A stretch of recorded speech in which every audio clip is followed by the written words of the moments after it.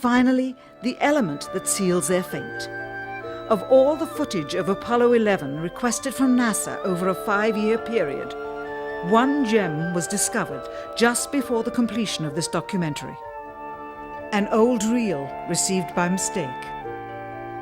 It contains the raw or unedited footage of the crew of Apollo 11, Michael Collins, Edwin Aldrin Jr. and Neil Armstrong, staging part of their mission for nearly an hour in living color, with exceptionally clear behind-the-scenes audio of conversations discussing the techniques used to achieve a disingenuous picture depicting the Earth at a distance, in order to falsely demonstrate their far journey from it and their ability to survive passing through the Van Allen radiation belts.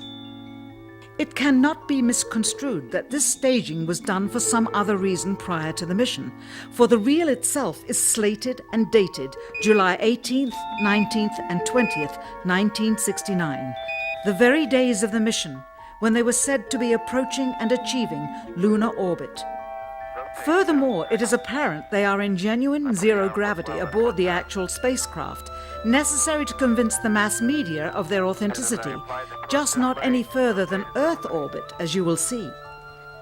In this never-before-seen or heard footage, not only is the radio conversation between the astronauts and Houston Control audible, there is a secondary, private conversation taking place between the crew and a third confidential party, prompting the astronauts with what to say, when to speak, and how to effectively manipulate the camera to achieve the desired misleading effect.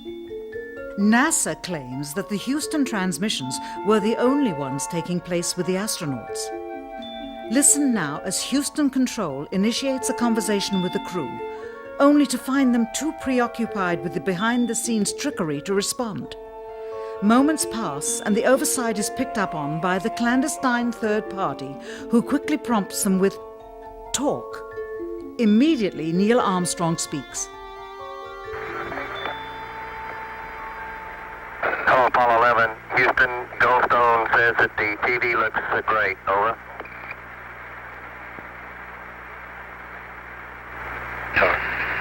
Okay, Roger. We're coming in on Earth. Again, the illusion they are attempting to create is the Earth at a distance to demonstrate their far journey from it and their ability to survive passing through the Van Allen radiation belts. Understand, too, that only about 20 seconds of this raw footage was ever broadcast to the public, and these conversations discussing their deception were believed to be private. Until now. Here they discuss that these television transmissions were in fact not broadcast live as everyone believed. They were first screened and edited for playback later. Roger, Neil. We just wanted a narrative such that we can, when we get to playback, we can sort of correlate what we were seeing. Thank you very much. Here they discuss the fact that they have turned out the lights and have blocked out sunlight from entering the spacecraft through the other windows, as to not cause any reflected light to fall onto the spacecraft's wall in the foreground. Okay, very good. Well, we shut out the sun coming in some of the other windows into the spacecraft, so it's looking through the number one window, and there isn't any reflected light. The reason this was done is so that the truth of the matter would not be revealed. It is this. Though the federal government would have you believe that this is a view of Earth from a distance out of the spacecraft's window as it nears the moon, it is not. What they have ingeniously done is placed the camera at the back of the spacecraft and centered the lens on a circular window in the foreground, outside of which it is completely filled with the Earth in low orbit. The circumference of the window then appears to be the diameter of the Earth at a distance, with the darkened walls of the spacecraft appearing to be the blackness of space around it. That is why they wanted the interior dark and blocked out the sun from entering through the other windows. Here you can see the extruded window, probably 2 inches thick at the bottom. This is because the Earth's shine is coming in at a downward angle.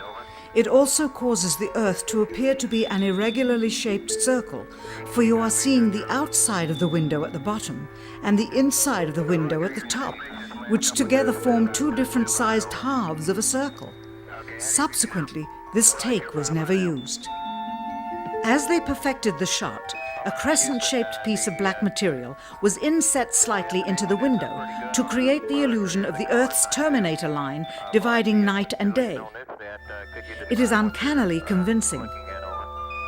During this segment, intended to be edited and played back later for the worldwide television audience, dated July 18, 1969, Neil Armstrong condemns himself as he states that he is 130,000 miles out, or halfway to the moon, as the NASA flight log also states on this date, when he is in reality in low Earth orbit of a few hundred miles. Roger, Houston, Apollo 11. Calling in from about 130,000 miles out.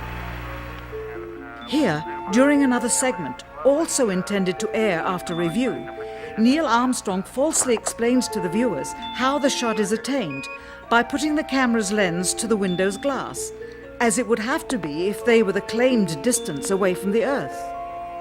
We only have one window that has a view of the Earth, and it's filled up with a TV camera. If the window was completely filled up with a TV camera, as he stated, then an astronaut's arm would not be able to get between the camera and the window, as it obviously does here in this outtake. South America becomes invisible just off beyond the terminator or inside the shadow. You can also notice how the astronaut operating the camera reacted to the mistake by attempting to pan away from it. Blue cast. See white bands of major cloud formations across the Earth. This is a segment that they believed wasn't even being recorded, much less suitable for broadcast, for the lens was being zoomed out and the scene was being changed to that of an interior of the astronauts at work, and apparently the stop button popped back up on the recorder without notice. Here is the diffused work light that they used to see camera controls, but not throw light onto the spacecraft's wall. Here they remove part of the crescent insert.